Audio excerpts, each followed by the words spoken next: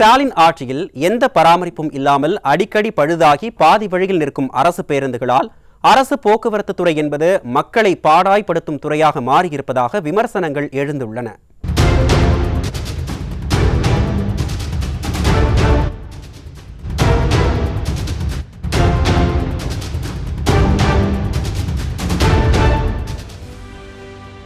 எப்போ டயர் கலன்று ஓடும், எப்போ பஞ்சர் ஆகும்னு தெரியாது.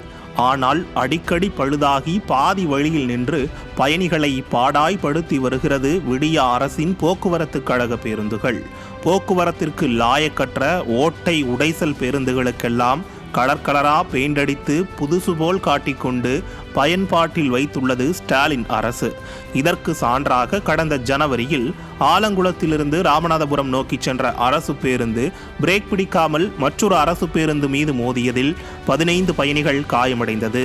கடந்த பிப்ரவரியில் பிரேக் பிடிக்காத அரசு பேருந்து சாலை தடுப்பில் மோதி பயணிகளை அச்சத்தில் ஆழ்த்தியது போன்ற சம்பவங்கள் அரங்கேறியுள்ளது.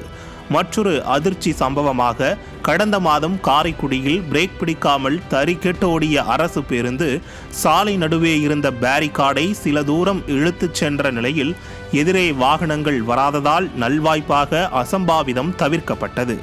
இப்படி தகர டப்பா பேருந்துகளை வைத்துக்கொண்டு மக்கள் உயிரோடு விளையாடும் துறையாக உள்ள அரசு போக்குவரத்து துறையில் பராமரிப்புக்கு மட்டும் பல நூறு கோடி ரூபாயை செலவழிப்பதாக கூறுவது நம்பும்படியாக இல்லை என மக்கள் விமர்சிக்கின்றனர். பெண்களுக்கு இலவச பயணம் என கூறிக்கொண்டு அதனால் ஏற்படும் நஷ்டத்தை ஈடுகட்ட அரசு பேருந்துகளை பராமரிக்காமல் ஸ்டாலின் அரசு விட்டுவிடுகிறதா என சந்தேகமும் மக்கள் மத்தியில் எழுந்துள்ளது. மற்றொரு புறம் குறைந்தளவே இயக்கப்படும் அரசு பேருந்துகளால் மாணவர்கள் வேலைக்கு செல்வோர் கடும் சிரமத்திற்கு ஆளாகின்றனர்.